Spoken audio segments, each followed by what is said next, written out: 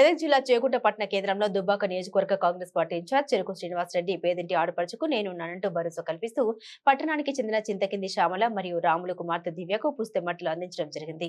ఈ కార్యక్రమంలో మండల కాంగ్రెస్ పార్టీ అధ్యక్షుడు వడ్ల Naveen Kumar, general secretary Konda Srinivas, Muzammil social media convener Mohan Nayak, కార్యకర్తలు తదితరులు పాల్గొన్నారు.